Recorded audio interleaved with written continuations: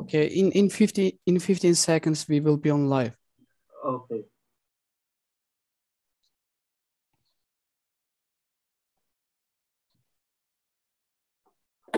Okay, we are on live. Okay. Hi everyone.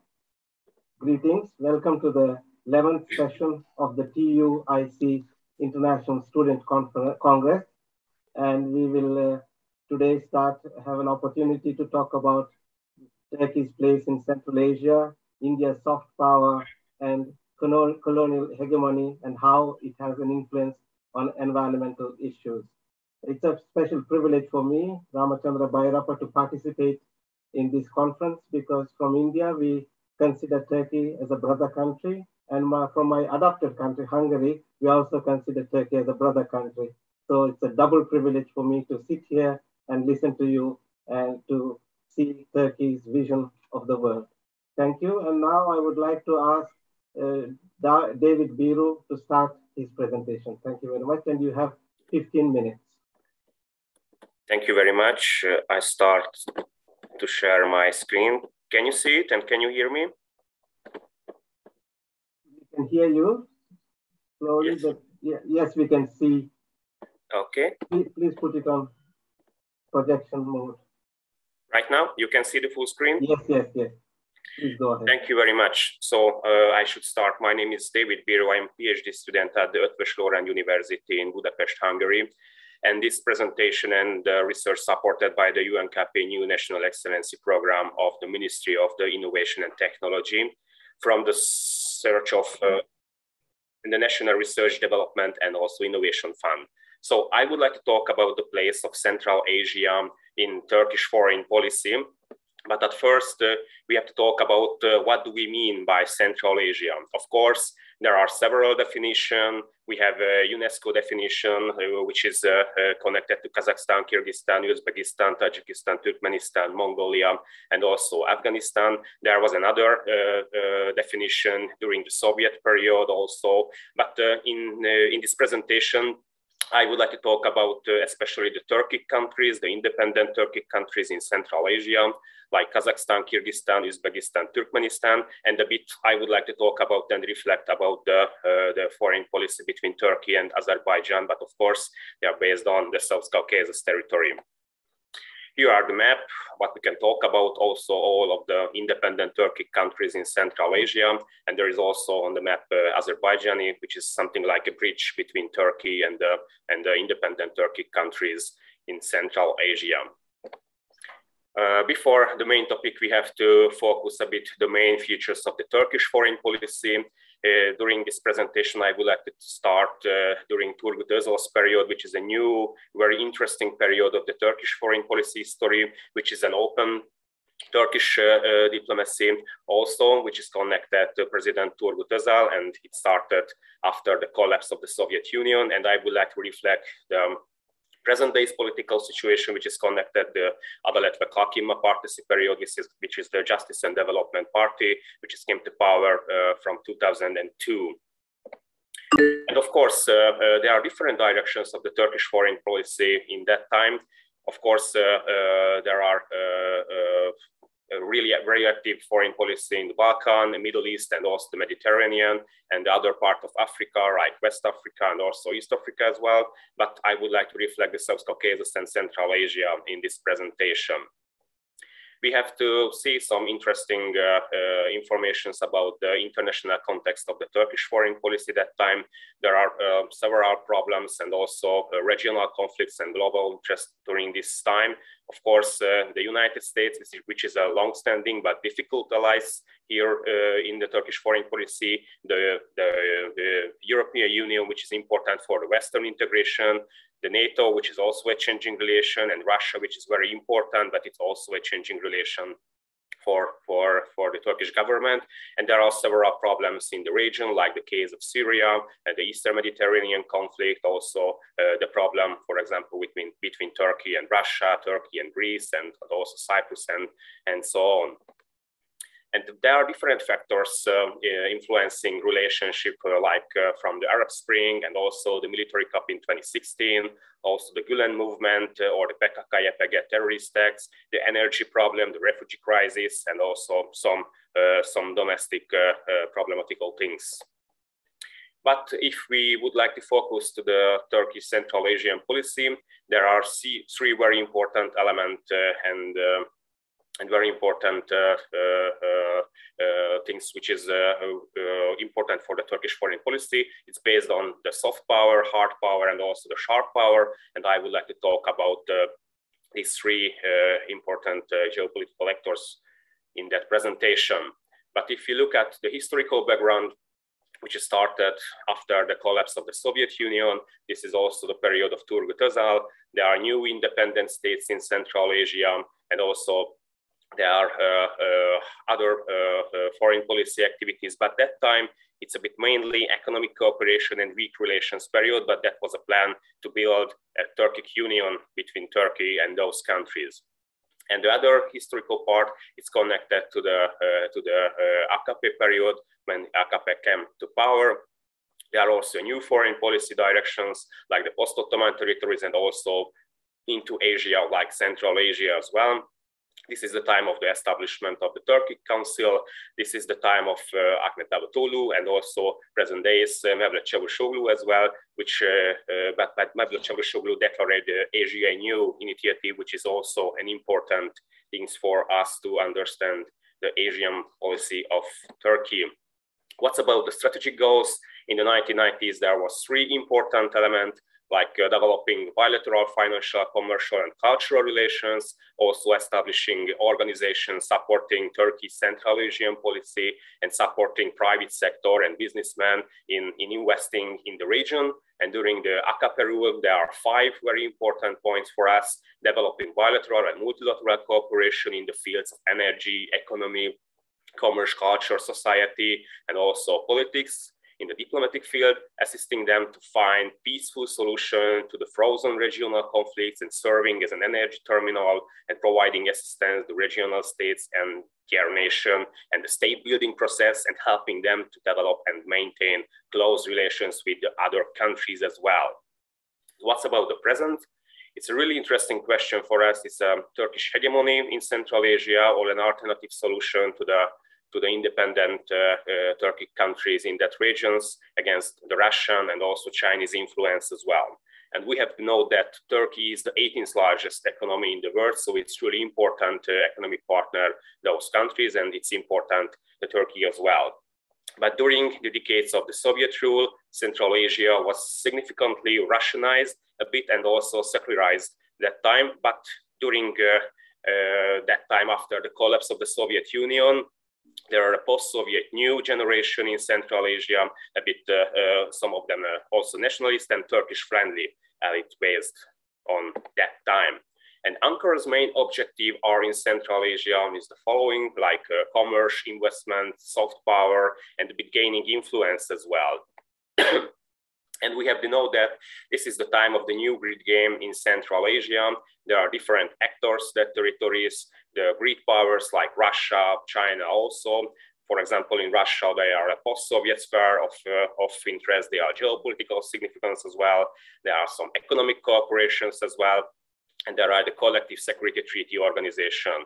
And also the Chinese field, it's really important, really strong soft power, and also economic cooperations as well. And there are the Belt and Road Initiative as well. And we can talk about Turkey, which is a new power, ethnic, linguistic, cultural relations, economic opportunities, and also this is the counterbalancing Russian-Chinese hegemony as well. And Turkey can use soft, hard, and sharp power during this foreign policy. What's about the hard power elements? There are a lot of strategic cooperation. So this is just a few examples. After the collapse of the Soviet Union, there were training of Kazakh officers in 1999. Also in 2000, there was Turkish-Uzbek military cooperation. And after the training of the Uzbek pilots in Turkey, there are cooperation with the Kyrgyz armed force as well. And in the last couple of years, There was a defense industry cooperation agreement with Azerbaijan as well. And in 2018, there was a military cooperation agreement with Kazakhstan and some others as well. If you look at the increasing Turkish military potential as well, there is a significant military investment. Also, it's a really active foreign policy, and there are a new ground for weapons testing, like in other territories as well, in Libya, Syria, Nagorno-Karabakh as well, and present days also in Ukraine as well, which is connected to the Turkish drones like Bayraktar as well. And what's about the bilateral relations? Also, we can know that Turkey's strategic importance declined in the 1990s, but the volume of the trade between Ankara and the Central Asian countries concerned increased to 6.5 billion by 2010. And there are some data from the TUİÇ, also the export and the import between Turkey and those Turkic countries as well. There are some significant data in that time, like in Turkmenistan's export and also the Uzbek export as well. We can look at back after that.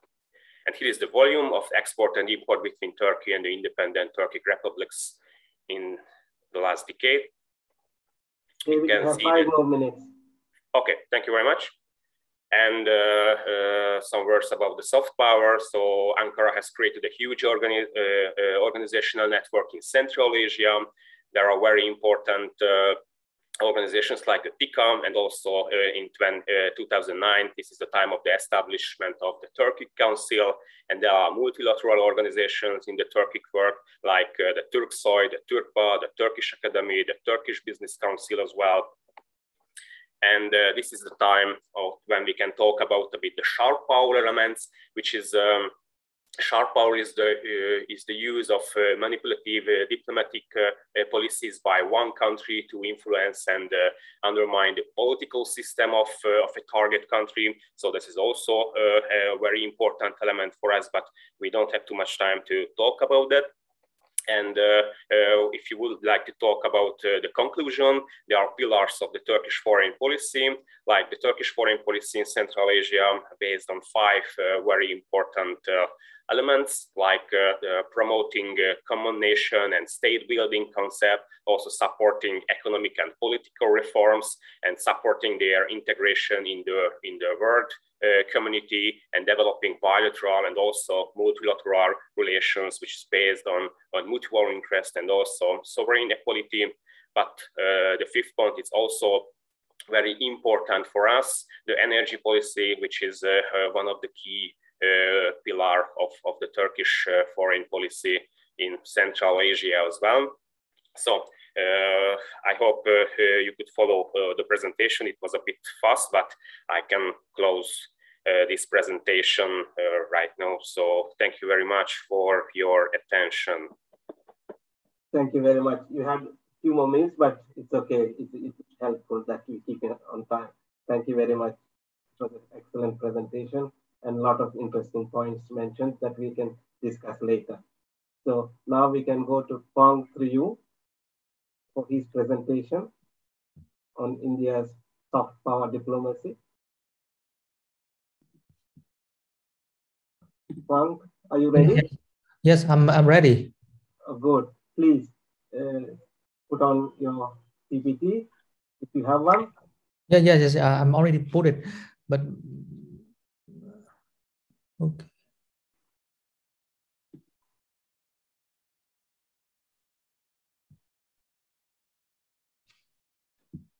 You okay? Yeah. Maybe a few seconds. Sorry.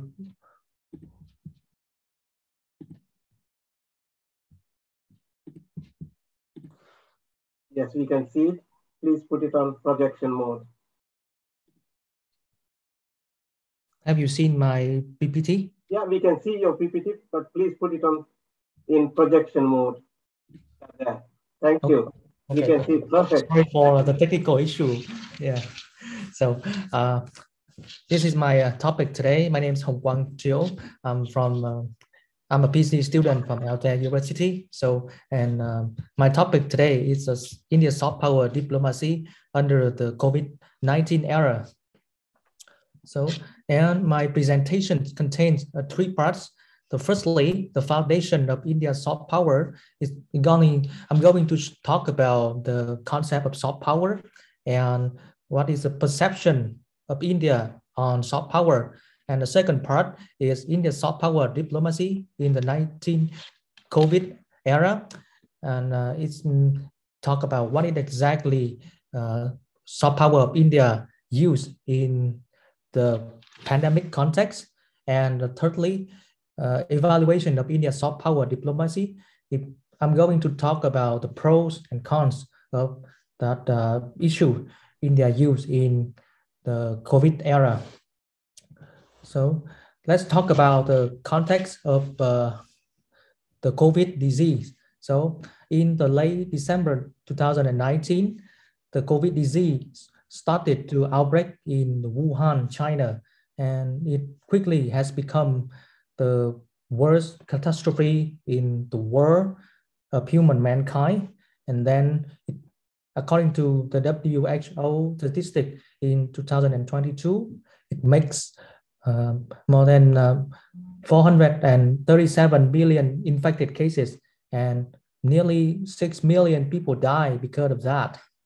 So, and due to the response of the COVID in the darkest hours, a lot of countries leading by the big nations like the United States, China, and Russia started a supportive trend to in the world to provide the medical aid, the humanitarian assistance, humanitarian assistance to other nations about stuff, and then and absolutely India as a big country in South Asia and in the world, they don't miss the chance to join that cooperation, and they also exploit that situation to branding their image country and the foreign policy in the COVID era with using soft power.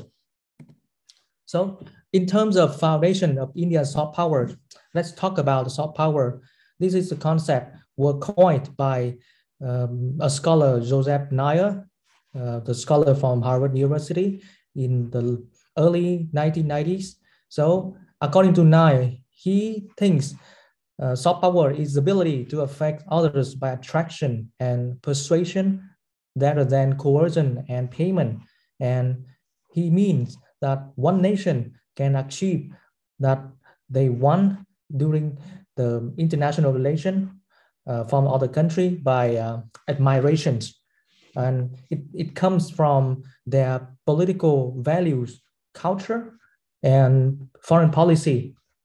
And in 2007, scholar Kurt Zerlenwick, he expands more the concept, and he believes that soft power is everything outside the security and the army realm, like the public diplomacy, culture, economic, and political aspects, and involvement in multilateral organizations.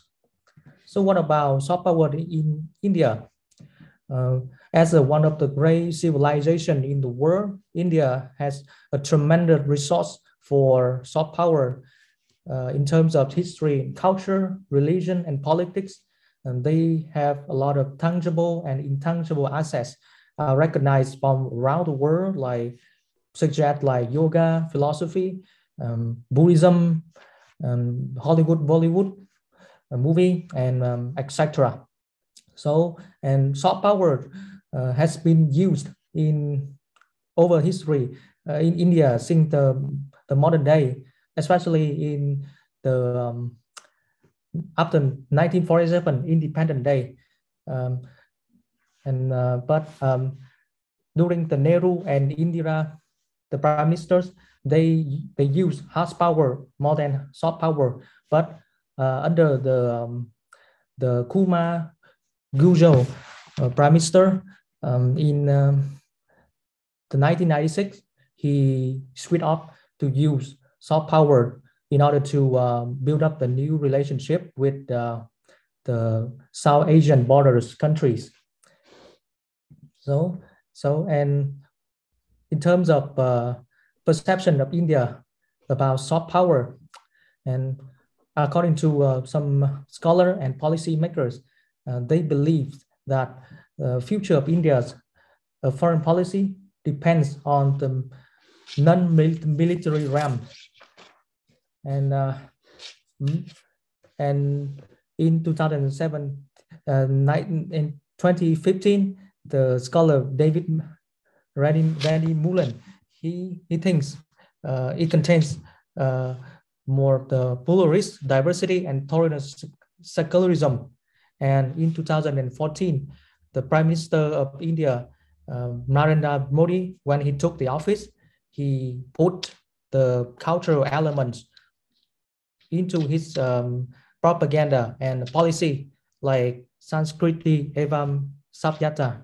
Sorry my pronunciation, but it means the cultural and civilization linkage in the Panchamrit principles. So, and that's he emphasized so much more about culture, and he put the culture links from India and other nations in every trip he come to abroad.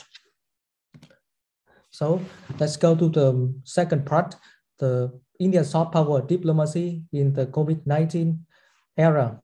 So as I mentioned before, that makes the worst catastrophe in the human history. So with more than 437 million cases and nearly 6 million die because of that. And it makes India become the second largest hotspot of the infected COVID in the world, according to the Johns Hopkins University statistic. But the funny thing is, in the first wave, they was the champion, one of the great country surpassed in the first wave and became the role model. But after the second wave, they fell and became the worst places with COVID. And it's already with the race between the country to build up, to research and release a vaccination for the COVID between them among the nation like China and United States. And India, they after the 2020, they cooperate with big nation like British and American governments. They release a new vaccination for COVID and started to join the races with among other countries.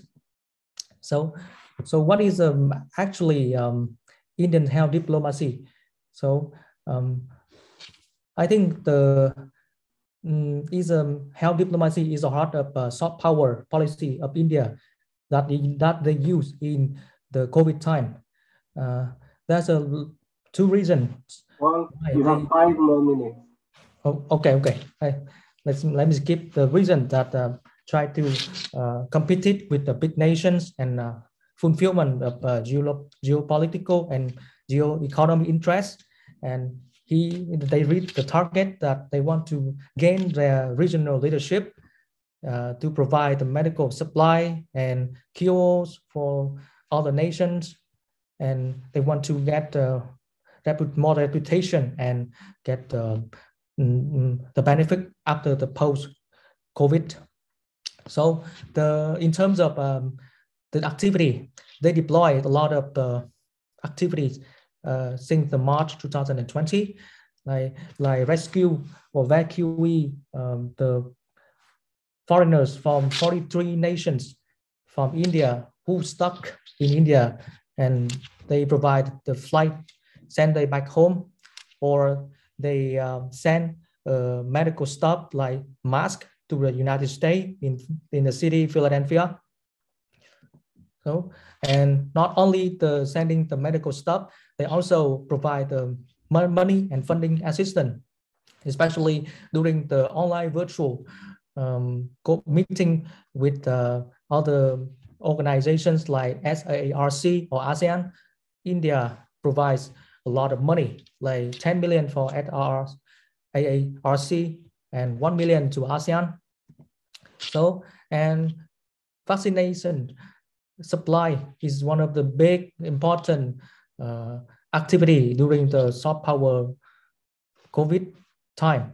So with the capability in pharmaceutical things, India produce more vaccine to the world with the Covaxin and Covishield.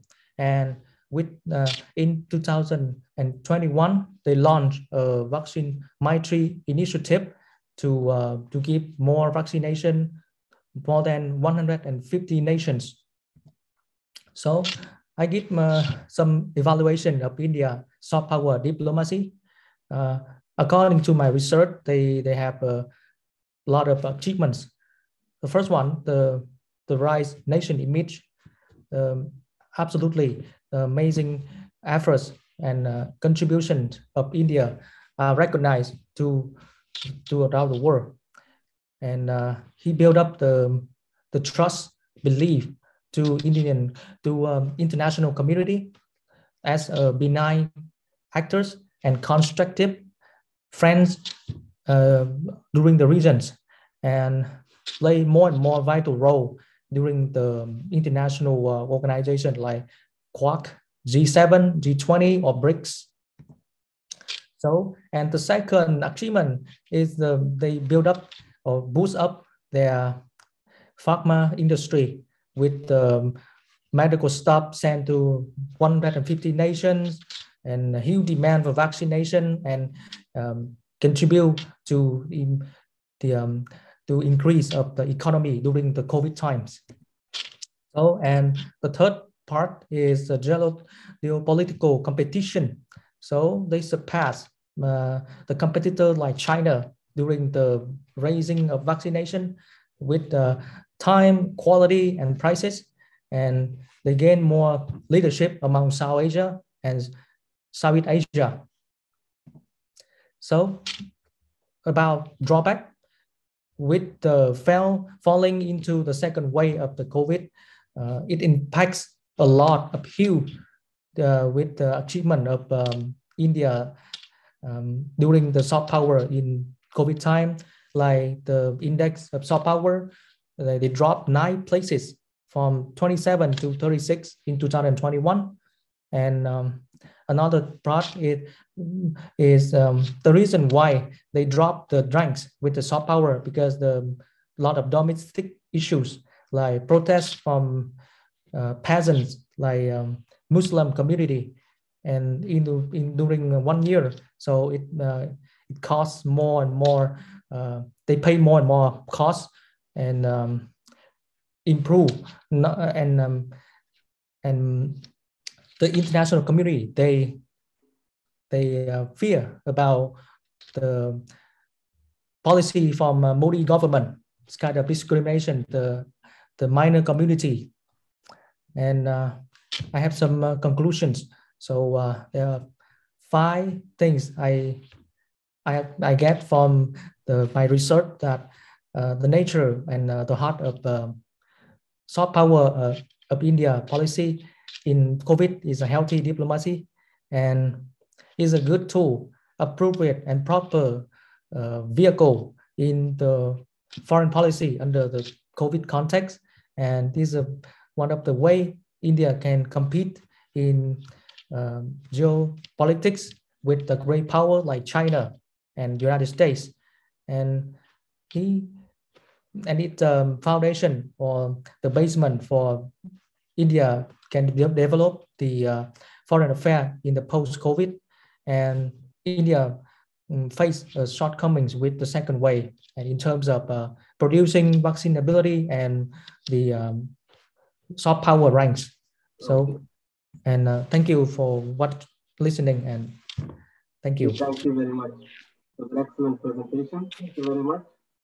Very lively and exciting points mentioned.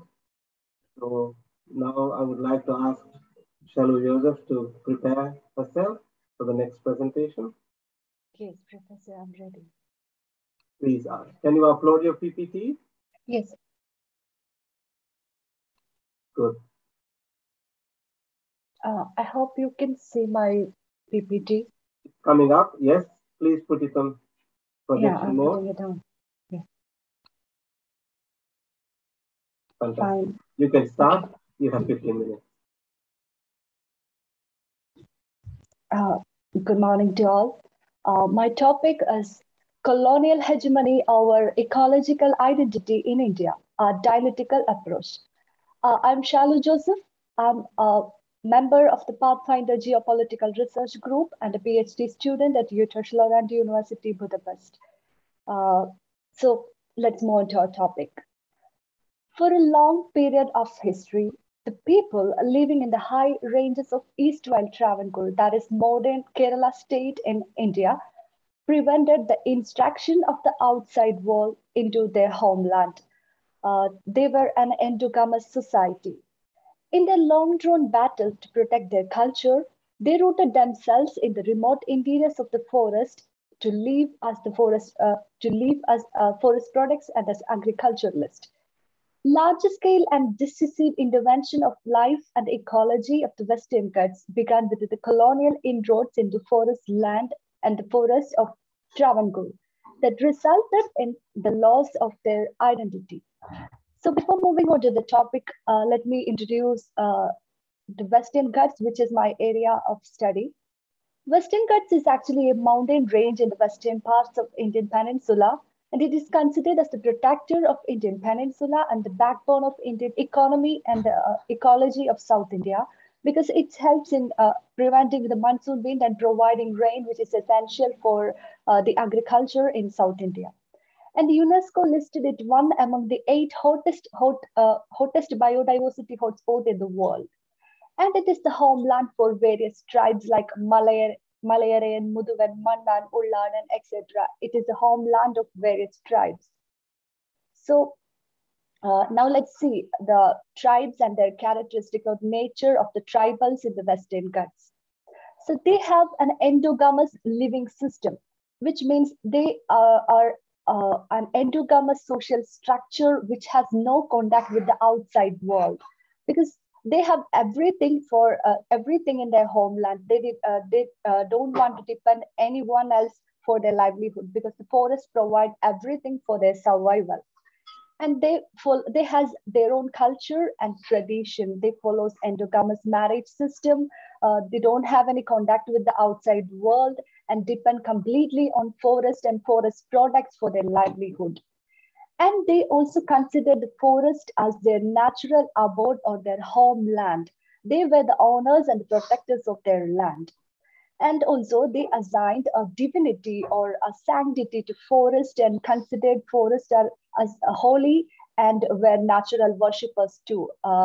They introduced a concept like sacred groves, which is a holy place, a place inside the forest which is dedicated to natural gods like serpents, fire god, etc. The personified natural forces and worship the nature.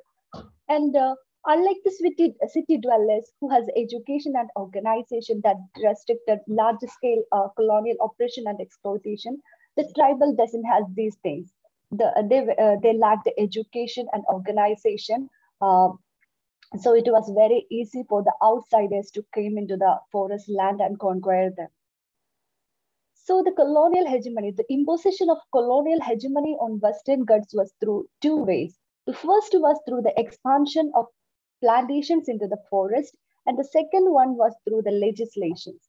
So let's see the first, how the expansion of commercial plantation in Western Ghats resulted in the eviction of tribal community from their homeland. So the history of commercial plantation in Kerala started in 1816, in which Baker Jr. introduced coffee plantation in Pyramid region of Western Ghats in 1862. In 1875, the commercial cultivation of tea started in Pyramid. Tea cultivation in Munnar started in 1880 by A.H. Sharp, a European planter. And in 1895, the Finlay Moir Company brought 33 independent estates, tea estate in Western Ghats. The Kannan Devan Hill Produce Company was formed in 1897 and introduced many estates there. And the commercial cultivation of rubber in the Western Ghats was started in 1903 by J.J. Murphy, an Irish businessman. So now let's see the result of the introduction and expansion of commercial plantation and how this affected the tribal people. So the large-scale expansion of commercial plantation resulted in the clearing of forest, which was the natural or the homeland of the tribals. The tribal people, during the first phase, the tribal people also helped the colonialists in the clearing process or in the clearing of forest. The record of the Travancore government says that during the first phase, the tribals also helped the Britishers in constructing roads, in clearing forest, and helped them a lot in the expansion of plantation to the hinterlands of the Western Ghats, because they didn't know about its future consequences. The British also, the colonialists also used different techniques, like they showered gold coins into the forest land. So the tribals cleared the forest in order to find these gold coins.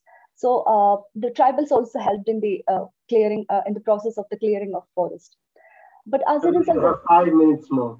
Okay, Professor. As a result, the tribal lost their homeland and became refugees in their own land. And also, we have already seen that the tribals considered the forest and the animals, wild animals, as their fellow being, or they worshipped the sacred the animals. So the mighty hunters killed the sacred animals too. So it also affected the feeling or the religious feeling of the tribals.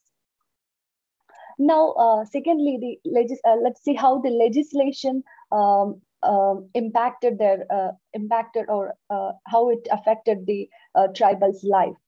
So the first legislation was introduced not by the British government, but by the native government. The Girijan law, or the tribal law, passed in 1911 by the Travancore government to restrict tribal ownership of land and provide land for British planters, was the first strong administrative measure which moved from the Travancore government against the tribal people. This law restricted the tribal groups to some areas in which were constrained to settle, and imposed restriction on migration settlements and free movement in the forest. And the British introduced Forest Department in India in 1855 and created the post of Inspector General of Forest, with David Brandis as the first Inspector General of Forest. The Forest Department began to introduce many forest laws, policies, legislation, etc., like the Forest Act of 1865, Forest Act of 1878, 1879, the Indian Fisheries Act, etc., prevent tribals' access to forest and forest products. The Forest Act of 1927 abolished the tribal people's ownership on forest. They also introduced a concept like scientific forestry and colonial conservation. All these affected the tribals, and it's prevented their access to forest and forest products. So the results, the first thing is that they lost their homeland, which they considered as their holy land. And secondly, they lost their year-old customs and traditions, because they were scattered. They were migrated from forest and settled in different parts of Western Ghats. So they lost their year-old customs, tradition, their group solidarity, etc.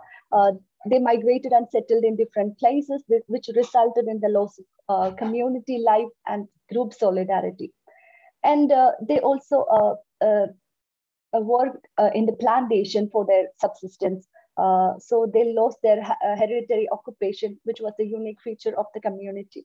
Many of the tribals had certain unique occupation, like they know basket making, pottery making, etc. But as a result of this colonialism and eviction of this tribal from their land, they lost their hereditary occupation, etc. And let's conclude. So the colonial intervention of British in India brought drastic changes in the political ecology of the Western Ghats. They imposed hegemony over Western Ghats, and as a result, the tribal people lost their identity. The owners of the land become the tenants of their land. So this is my all about my presentation, and these are the sources that I used in this to make this presentation. And thank you for your kind attention. Okay, thank you very much. You still have 10 seconds more if you want to use them. Okay, thank you. So, great. So now we have questions and answers session. If from anybody from the audience would like to, Burak, Yalim, would like to ask, comment, ask questions, please go ahead. Thank you very much, Mr. Bradpa. First of all, I'm really thankful for these interesting and very informative presentations from all the presenters. Especially, I'm moving to Dubai, and there will be many friends from India, and I got knowledge about the India's soft power diplomacy, and it is very interesting that colonial hegemony over the ecological identity. I recently watched a movie from Bollywood, which is Pushpa. I think they are stealing the woods from there. And it was quite a good movie. I like it very much. So it reminds me that I have to investigate and learn more about India with that opportunity. But my question is directly to David Biro, because since I'm from Turkey and trying to understand the Turkish foreign policy, thank you very much for his presentation about the Turkish foreign policy position or place in the Central Asia. But maybe I'm a bit going out of the topic, but we know that Hungary and Turkey, they're getting very well thanks to the leaders, you know, Erdogan and Orban, and both countries are preparing for the elections at the meantime. We are going to elections in 2023, and I think there will be elections in a month in Hungary, as far as I know. And my question is, when we look from Ankara or Istanbul, from Turkey to Hungary, how do you find the Hungary in Turkish foreign policy, or the policy towards between the countries? Why they are so getting close like that? So what is your evaluation about it? Thank you very much, by the way. Thank you for your question. So in my opinion is that present day Hungary's foreign policy, it's based in three different parts. As our Prime Minister said, we are in Budapest, in the middle of Europe. So we have to work on the Western foreign policy, like the EU, and we have to work on the Eastern policy, like Russia as well, and we have to work on Ankara's foreign policy. So this is like a network for us, and it's important to be important cooperations with the West, Russians, and also with Ankara as well, which is based on the policy of energy as well. So it's really important. And there are another part present days in our foreign policy, which is really important for Hungary to start to build Eastern foreign policy, which is based on Ankara's policy as well. Like, for example, we are an observer status on the Turkey Council as well, and we have a good position to start to work with the Central Asian countries as well. And for this policy, it's really important to build a good relation with Ankara.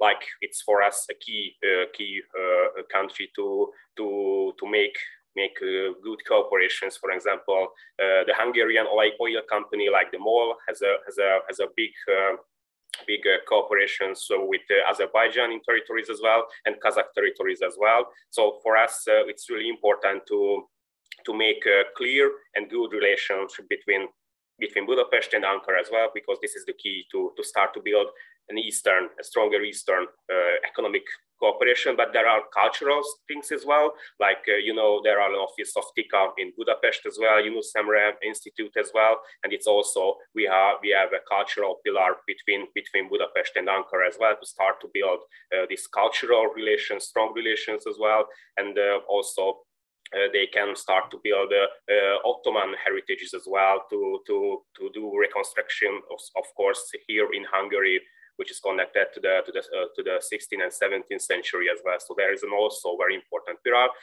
But for my view, present, it's most important the energy field for us. And also military cooperation, because maybe you know we bought a lot of Turkish equipments and armored vehicles in the last year. I think that, and maybe there are some other agreement and cooperation on this field.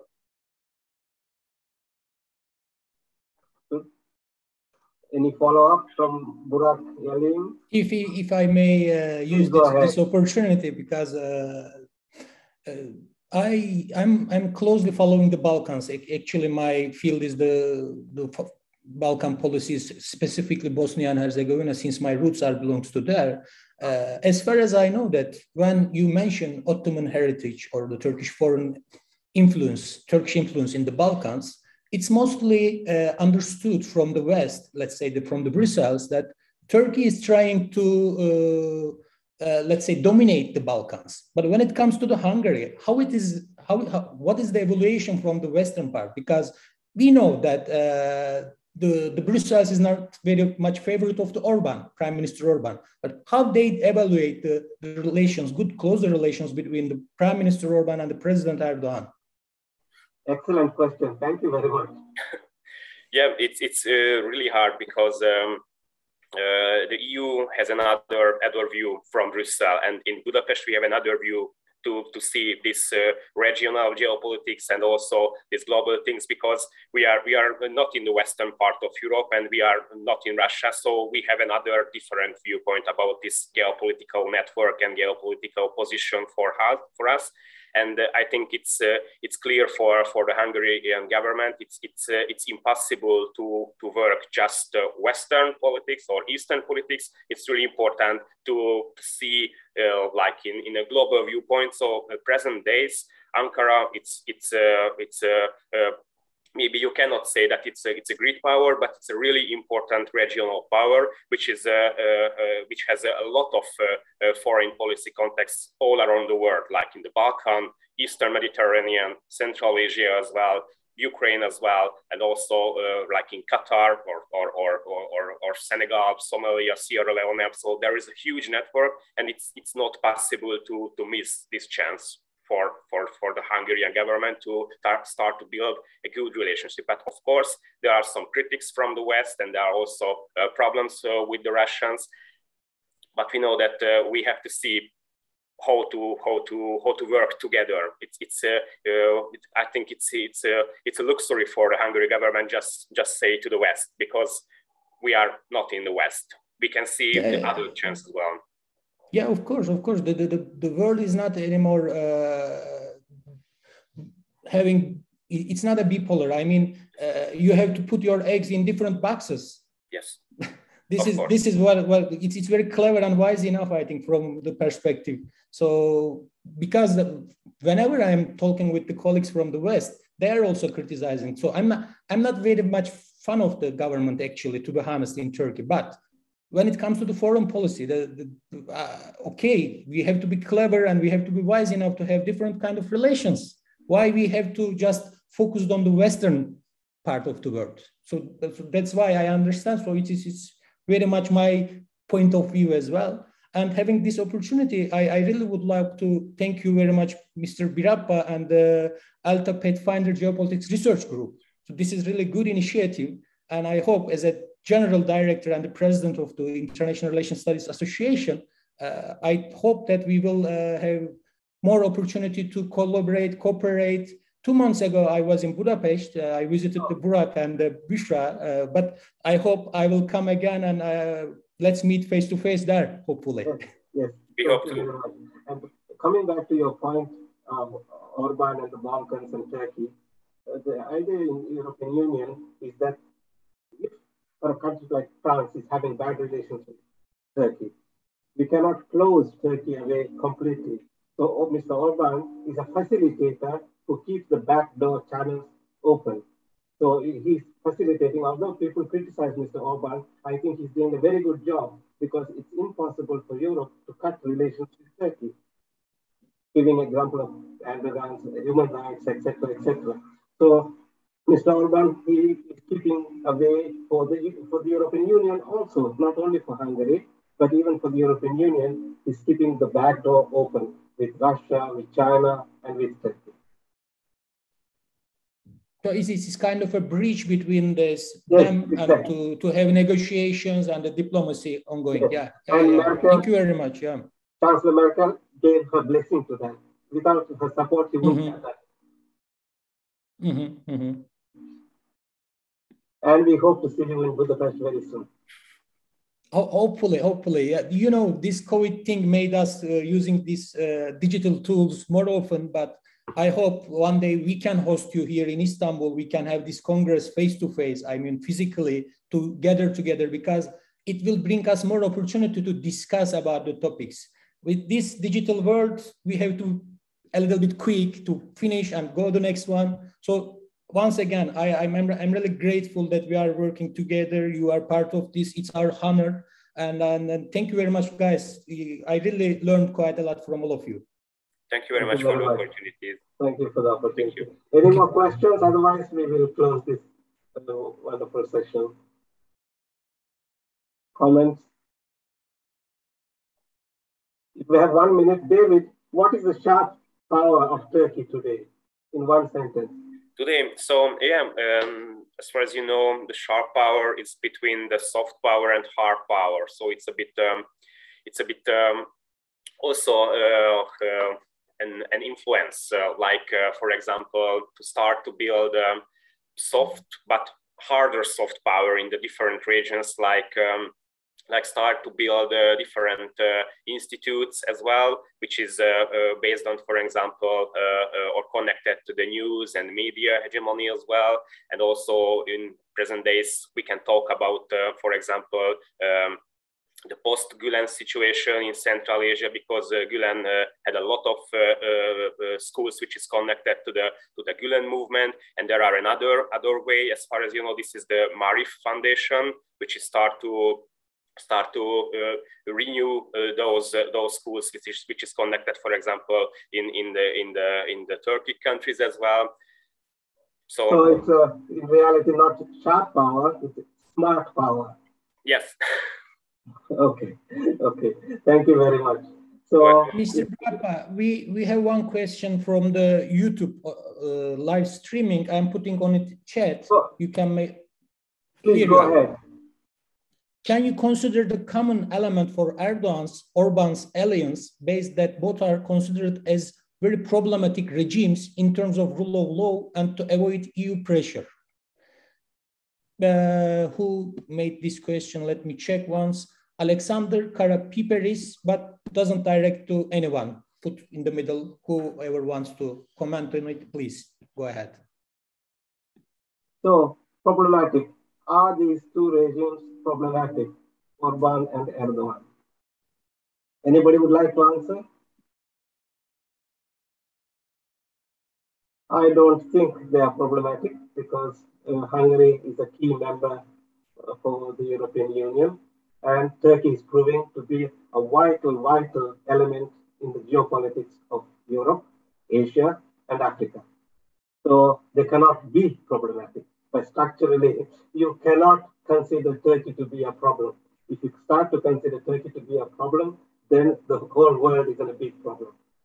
So Turkey is a mitigator between three continents and different cultures and civilizations. And I cannot assume that whoever the leader might be, you cannot consider them as pariahs, aliens to the world system. Starting from that, you cannot categorize Mr. Erdogan and Orban. I consider them to be very useful members of the international community. Political rhetoric exists all over the world. If you take India's leaders, you take China's leaders, you take French leaders or British leaders, there's a lot of political rhetoric, a lot of venom, etc. So you cannot isolate Mr. Orban and Mr. Erdogan and say they are the villains and other ones are angels. So I'm against that kind of thinking, saying that the categorizing leaders in this way. Turkey is a vital component of the Mediterranean system, the Asian system, and the European system. And for that thing, from that truth, we cannot consider Turkey's leaders as being irresponsible or unfit in a political structure. I don't know if I answered that.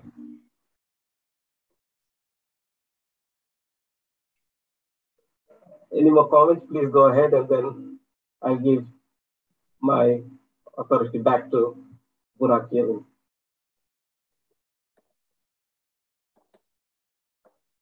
I think we are all almost finishing our time. So thank you very much. Let's finish streaming, and then we'll go the other session, let's say. Okay. Thank you very much for all the participants and Burak Yilmaz for hosting us. And we hope to cooperate in the future again with you. Thank you very much. Thank you very much.